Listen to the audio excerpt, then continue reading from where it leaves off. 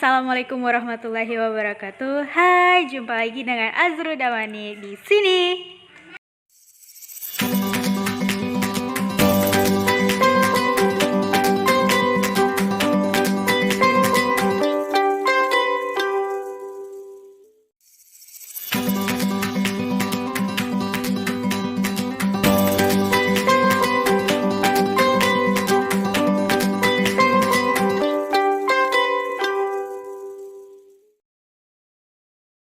Nah, Pergerakan Nasional Indonesia ini memunculkan organisasi-organisasi pergerakan yang berkembang di kalangan Hindia Belanda.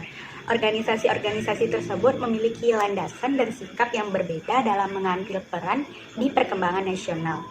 Nah, secara umum, organisasi-organisasi tersebut ini dapat dibabatkan ke dalam beberapa masa berdasarkan cara pergerakannya. Yang pertama ini pada masa awal pergerakan nasional tahun 1908 sampai 1920 berdiri organisasi seperti organisasi Budi Utomo, Sarekat Islam, dan Indis Party. Kemudian pada masa radikal dan non-kooperatif pada tahun 1920 sampai 1930 berdiri organisasi seperti Partai Komunis Indonesia atau PKI, lalu Perhimpunan Indonesia (PI), dan Partai Nasional Indonesia atau PNI. Dan yang ketiga pada masa moderat atau kooperatif pada tahun 1930 sampai dengan 1942. Saat itu berdiri organisasi seperti Parindra, Pertindo, dan juga GAPI. Dan di samping itu berdiri juga organisasi keagamaan, kemudian organisasi pemuda, dan juga organisasi perempuan. Organisasi Pergerakan Nasional Indonesia yang pertama ini yakni Budi Utomo. Pada awal abad ke-20 sudah banyak pelajar di kota-kota besar di Pulau Jawa ini seperti sekolah kedokteran bernama Stovia atau sekolah Opleiding van Inlandse Artsen yang berada di Jakarta. Kemudian para tokoh mahasiswa kedokteran ini pun mendukung untuk memperjuangkan nasib rakyat Indonesia dengan memajukan pendidikan rakyatnya. Nah, pada 20 Mei 1908, sebuah organisasi bernama Budi Utomo ini mendirikannya di Jakarta, yang diketuai oleh Sutomo. Dan tonggak berdirinya Budi Utomo ini pada tanggal 20 Mei 1908 dikenang sebagai Hari Kebangkitan Nasional. Dan tokoh lain pendiri Budi Utomo ini yakni Gunawan, Cipto Mangunkusumo, dan R.T. Aryo Tirtokusumo. Pada mulanya, Budi Utomo ini memilih partai politik. Kemudian tujuan bantuan ini adalah kemajuan bagi Hindia Belanda. Hal ini bisa kita lihat dari tujuan yang ingin mereka capai, yaitu perbaikan pelajaran di sekolah-sekolah. Menggabungkan badan wakaf yang mengumpulkan tunjangan untuk keperluan belanja anak-anak sekolah. Membuka sekolah pertanian, dan memajukan teknik industri. Tujuan selanjutnya itu menghidupkan kembali seni bumi dan darurat, lalu menjunjung tinggi cita-cita keberhasilan dalam rangka untuk mencapai kehidupan rakyat yang lebih layak lagi. Nah, dalam perkembangannya, di tubuh Budi Utomo ini muncul dua aliran. Yang pertama, aliran dari pihak kanan dan juga aliran dari pihak kiri. Dari pihak kanan berkenaan dengan berpartisipasi dalam pertarungan golongan terpelajar saja, tidak bergerak dalam bidang politik dan hanya pindah pada pelajaran sekolah saja. Dan pada pihak kiri yang lebih banyak ini mereka terdiri dari kaum muda yang berkeinginan ke arah gerakan kebangsaan yang menguat, lebih memperhatikan nasib rakyat yang menderita. Nah, adanya dua aliran dalam tubuh Budi Utomo ini yang menyebabkan Budi Utomo ini terpecah. Dan Cipto Mangunkusumo yang mewakili kaum muda keluar dari anggota, kemudian meningkatkan gerak Budi Utomo semakin lamban.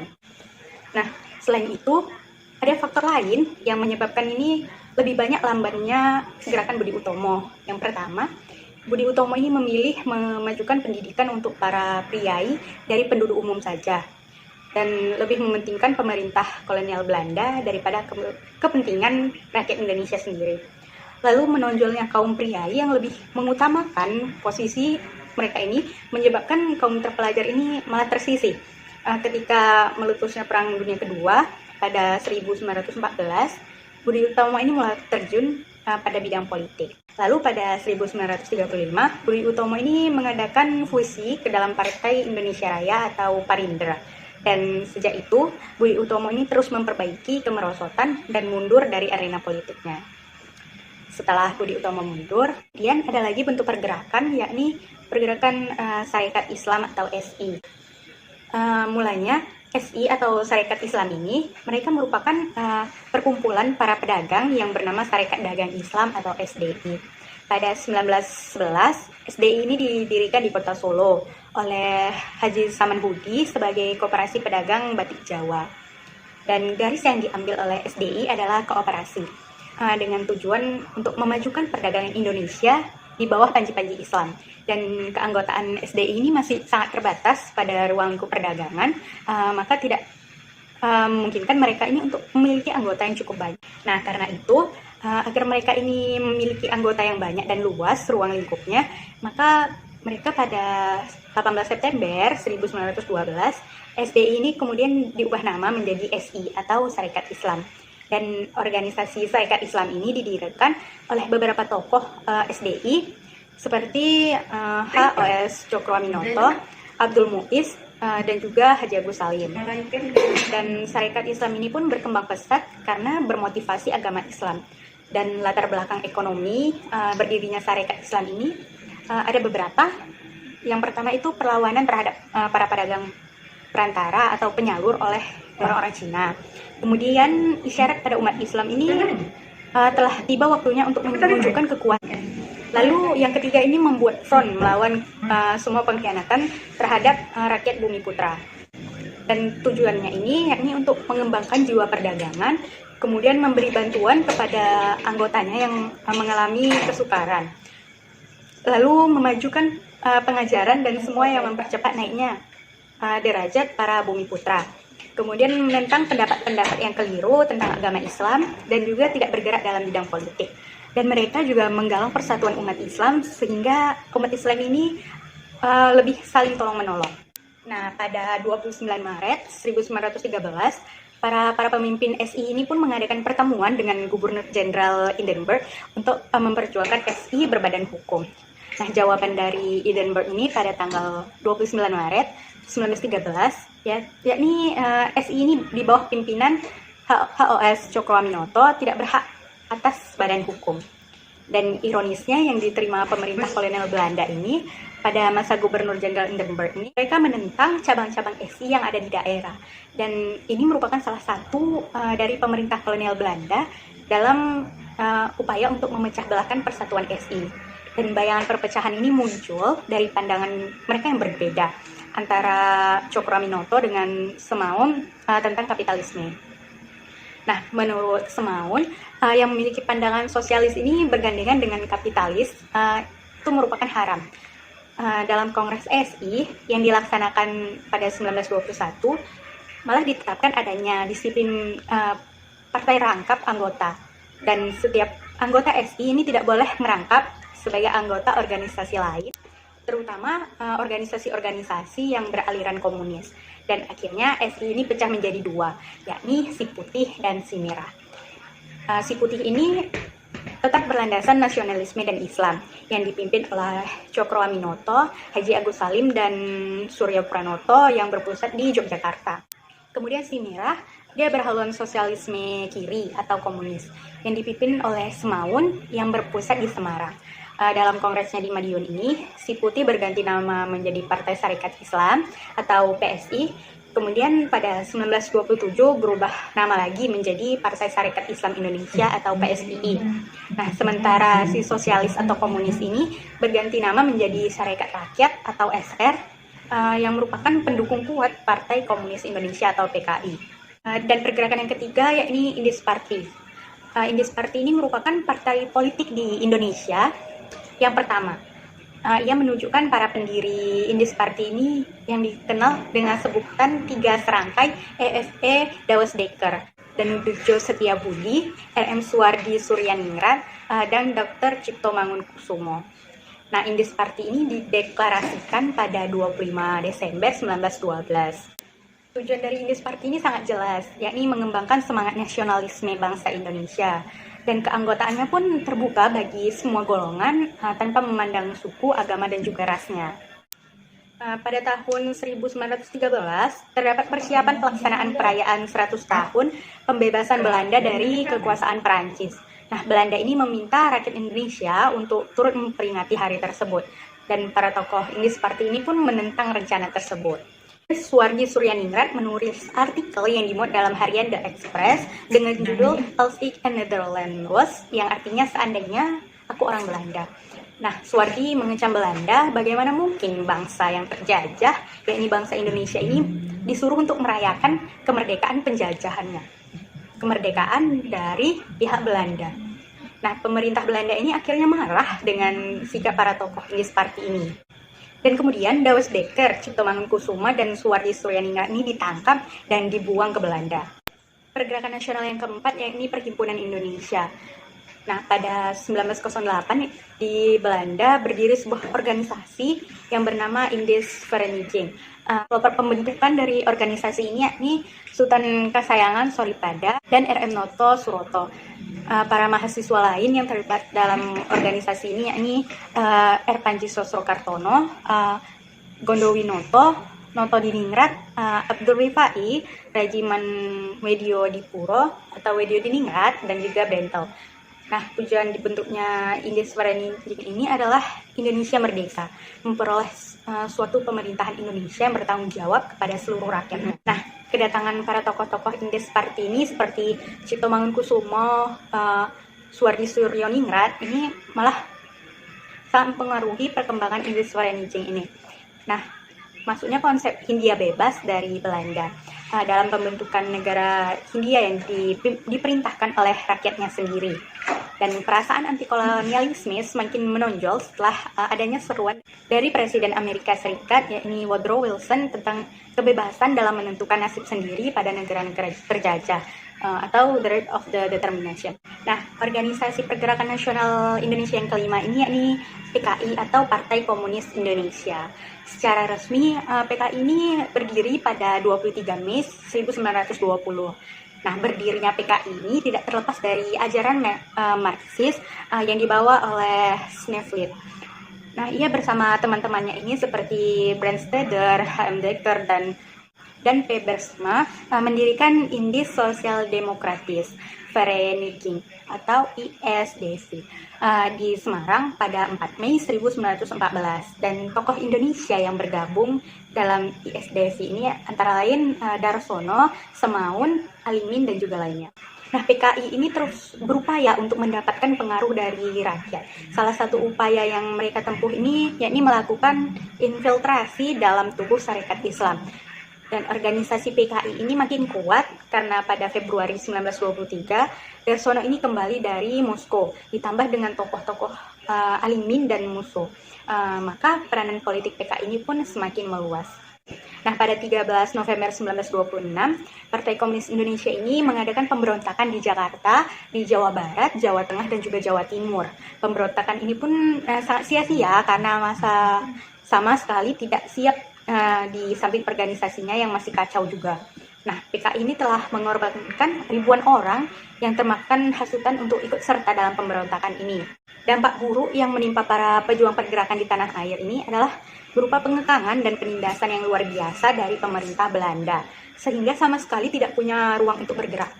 Walaupun PKI ini dinyatakan sebagai partai yang terlarang, tetapi secara ilegal mereka masih melakukan kegiatan politiknya. Nah, Semaun, Darsono, dan Alimin ini pun meneruskan propaganda untuk tetap memperjuangkan aksi revolusioner di Indonesia.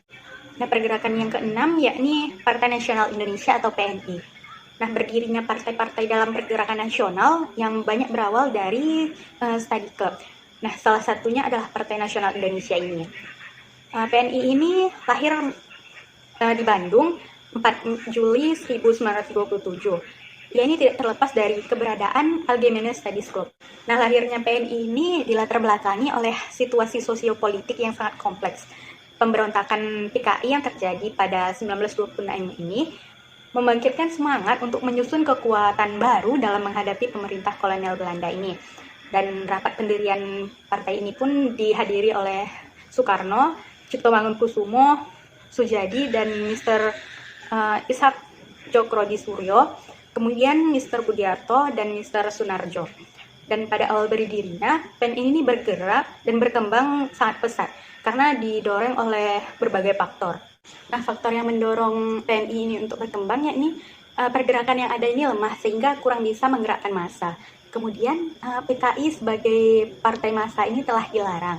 Nah, propagandanya ini sangat menarik dan mempunyai seorang orator yang sangat ulung, yakni Soekarno. Dan untuk mengobarkan semangat para pejuang nasional, Soekarno ini mengeluarkan trilogi sebagai pegangan perjuangan PNI. Trilogi ini pun mencakup kesadaran nasional, kemauan nasional, dan perbuatan nasional. Nah, tujuan PNI ini adalah untuk mencapai Indonesia merdeka. Untuk mencapai tujuan tersebut pun PNI ini menggunakan 3 asas, yaitu self-help, ini berjuang dengan usaha sendiri, dan non-mendiency, sikapnya terhadap pemerintah, juga antipati, dan non-kooperasi. Dan dasar perjuangannya ini adalah Marxisme. Yang ketujuh, yakni permufakatan perhimpunan politik kebangsaan Indonesia atau 3PKI. 3PKI atau PPPKI didirikan di Bandung pada 17 sampai 18 Desember 1927. Organisasi ini beranggotakan Partai Serikat Islam Indonesia atau PSII, Budi Utomo atau BU, TNI, Pasundan, Obligasi Sumatera, Kaum Betawi, dan Kaum Studi Indonesia. Dan tujuan pembentukan PPPKI ini yakni menghindari segala perselisihan di antara anggota-anggotanya, menyatukan organisasi, arah dan cara beraksi dalam perjuangan kemerdekaan Indonesia, lalu mengembangkan persatuan kebangsaan Indonesia. Nah, pembentukan organisasi 3PKI sebagai ide persatuan sejak awal mengandung benih-benih kelemahan dan juga keretakan. Nah, faktor yang menyebabkan keretakan ini yakni masing-masing anggotanya ini lebih mementingkan loyalitas pada masing-masing kelompoknya.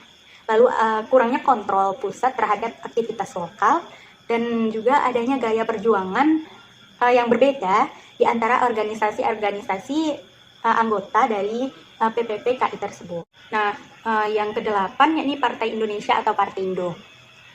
Nah, ketika Soekarno yang menjadi tokoh dalam PNI ini ditangkap pada 1929, PNI ini pun pecah menjadi 2, yakni Partindo dan PNI baru.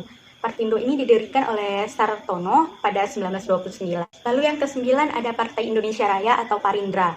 Nah, Partai Indonesia Raya ini atau Parindra ini didirikan di Solo oleh Sutomo pada 26 Desember 1935. Nah, Parindra ini merupakan fusi dan Budi Utomo dan Persatuan Bangsa Indonesia atau PBI. Nah, tujuan Parindra ini mencapai Indonesia Raya. Akses politik Parindra ini pun insidental, yang artinya ini tidak berpegang pada asas kooperasi maupun non-kooperasi. Nah, gerakan yang ke-10 yakni Gerakan Rakyat Indonesia atau Gerindo. Gerindo ini didirikan di Jakarta pada 24 Mei 1937 oleh orang-orang bekas dari Partindo. Tokohnya ini yakni Sartono, Sanusi Pane, dan Muhammad Yamin. Nah, dasar dan tujuannya ini adalah nasional dan mencapai Indonesia merdeka. Nah, gerakan yang keempat ini Gabungan Politik Indonesia atau GAPI.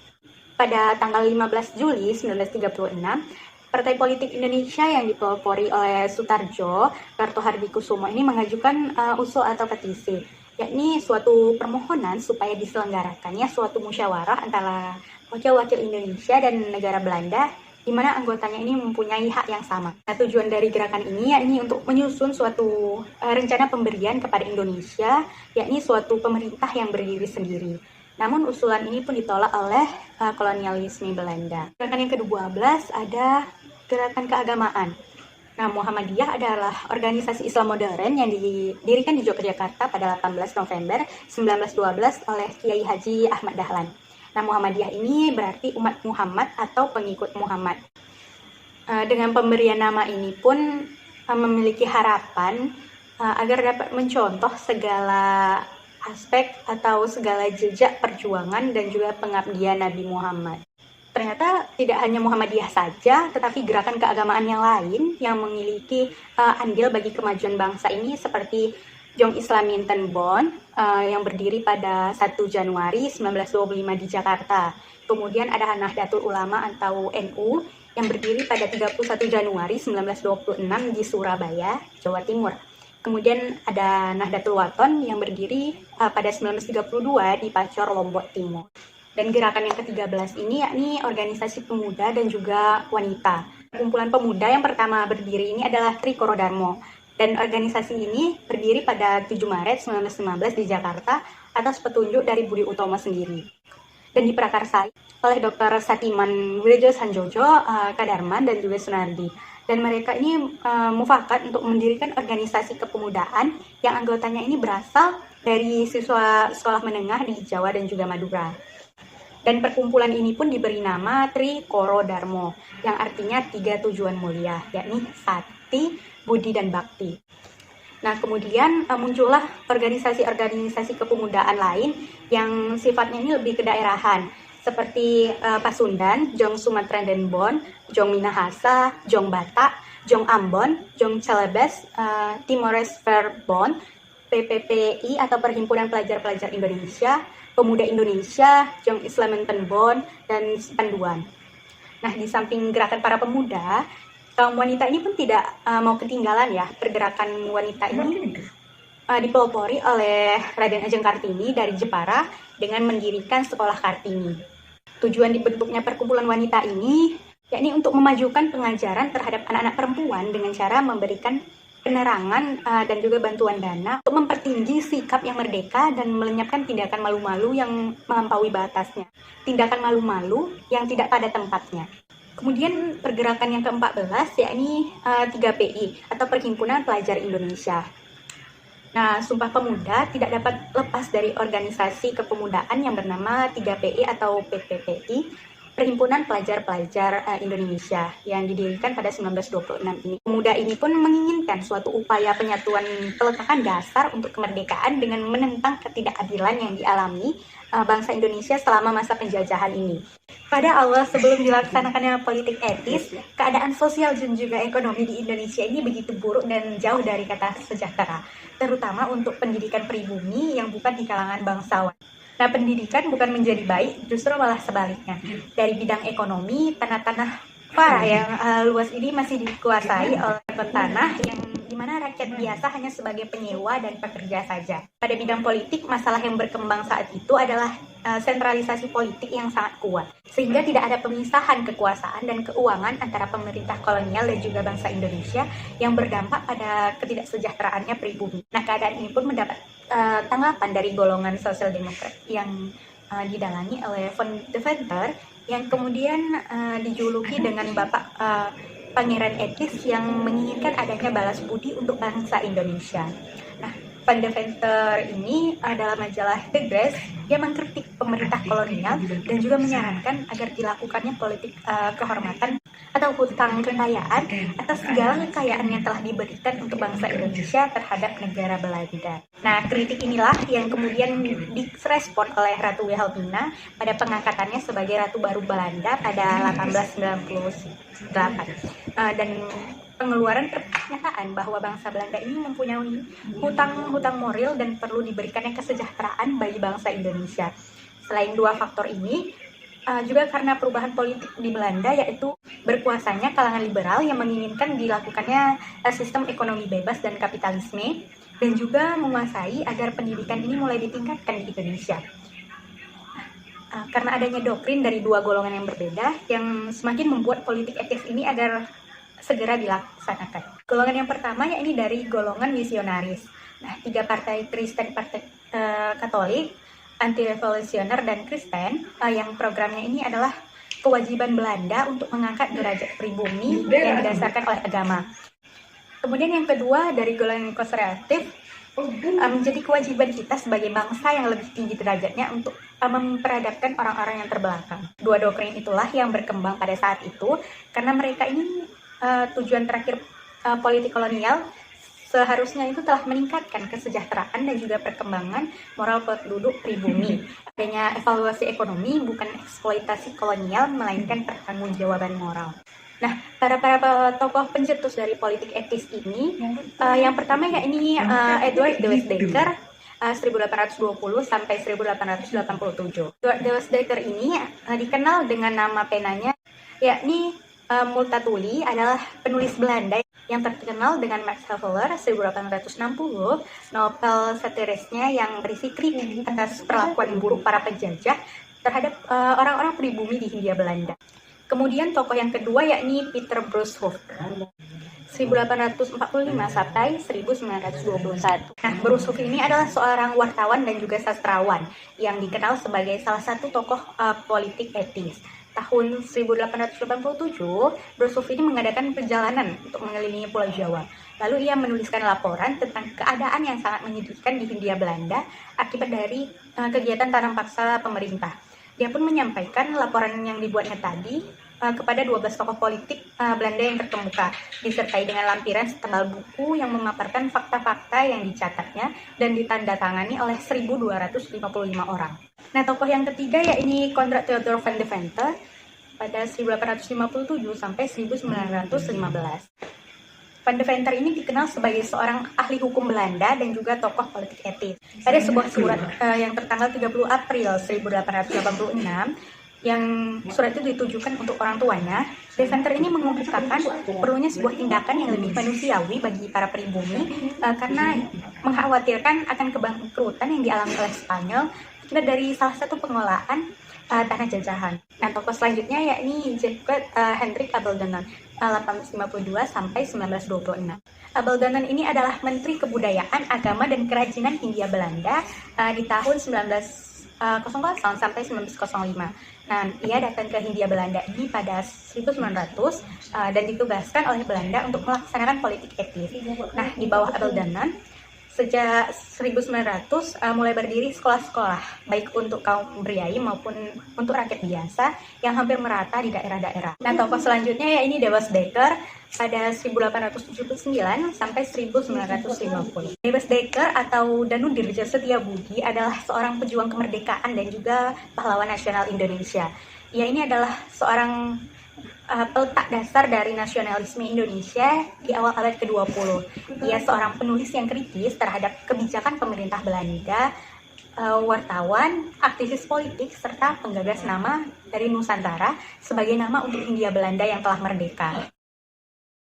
Tujuan dari politik etis ini yakni yang pertama edukasi, ialah menyelenggarakan pendidikan, lalu adanya irigasi untuk membangun sarana dan jaringan perairan, dan juga transmigrasi atau imigrasi, yakni untuk mengorganisasikan perpindahan penduduk. Politik etis yang dalam hal ini dilaksanakan Belanda dengan melakukan perbaikan pada bidang irigasi pertanian, transmigrasi, dan pendidikan, lalu sepintas kelihatannya sangat mulia.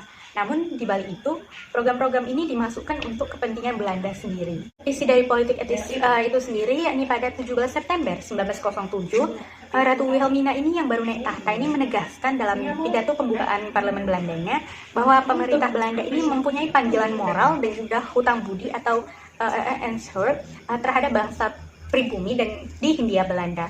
Nah, Ratu Wilhelmina ini menuangkan panggilan moral ini tidak ke dalam kebijakan politik etis yang tercantum dalam program Res Politica yang meliputi irigasi atau pengairan, membangun dan memperbaiki pengairan-pengairan dan juga bendungan untuk keperluan pertanian. Lalu dua imigrasi, yaitu mengajak pendidik untuk transmigrasi. Lalu memperluas dalam bidang pengajaran dan pendidikan, yakni dalam bidang edukasi. Lalu ada juga penyimpangan-penyimpangan dari politik etis ini sendiri. Nah, pada dasarnya kebijakan yang diajukan oleh Van de Venter ini sangatlah baik, akan tetapi pelaksanaannya saja yang terjadi penyimpangan-penyimpangan yang sangat banyak dilakukan oleh para pegawai-pegawai Belanda. Bentuk dari penyimpangan ini yang pertama irigasinya. Pengairan ini hanya ditujukan kepada tanah-tanah yang subur saja untuk perkebunan swasta Belanda.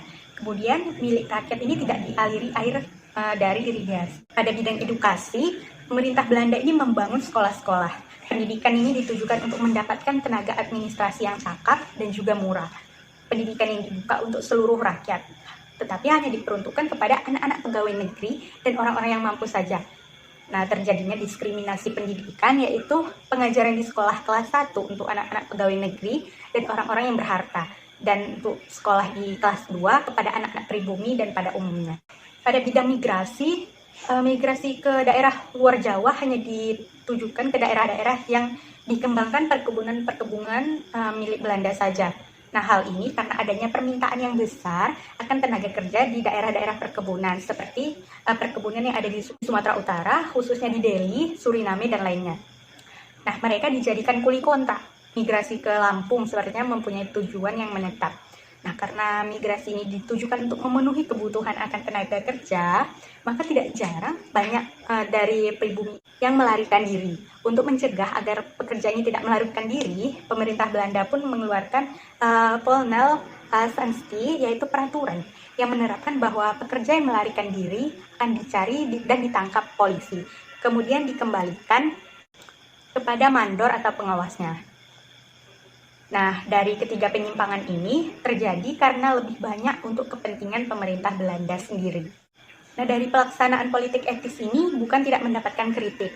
Kalangan Indonesia yang secara sosial adalah warga kelas 2, namun secara hukum termasuk orang Eropa ini merasa ditinggalkan. Di kalangan mereka ini terdapat ketidakpuasan karena pembangunan lembaga-lembaga pendidikan yang hanya ditujukan kepada para kalangan pribumi yang eksklusif saja. Dan akibatnya, orang-orang campuran ini tidak dapat masuk ke tempat itu. Sementara pilihan bagi mereka untuk jenjang pendidikan yang lebih tinggi ini harus pergi ke Eropa, yang pastinya biayanya itu lebih sangat mahal. Nah, dampak dari politik etis yang pertama, politik desentralisasi kekuatan atau otonomi bagi bangsa Indonesia. Nah, namun tetap saja terdapat masalah, yaitu golongan penguasa tetap kuat dalam arti intervensi. Karena perusahaan-perusahaan Belanda ini kalah saing dengan Jepang dan Amerika yang menjadikan sentralisasi ini berusaha diterapkan kembali. Lalu pada bidang sosialnya, lahirnya golongan terpelajar, peningkatan jumlah melek huruf, lalu perkembangan pendidikan adalah dampak positifnya. Namun, dampak negatifnya adalah kesenjangan antara golongan bangsawan dan juga golongan bawah. Semakin sangat terlihat karena bangsawan kelas atas ini mereka ini bersekolah dengan baik dan langsung dipekerjakan di perusahaan-perusahaan Belanda. Nah, pada bidang ekonominya, lahirnya sistem kapitalisme modern, politik liberal, dan pasar bebas yang menjadikan persaingan dan modal menjadi indikator utama dalam perdagangan ini, sehingga yang lemah akan kalah dan tersingkirkan. Selain itu, muncul dan berkembangnya perusahaan-perusahaan swasta dan asing di Indonesia seperti Shell.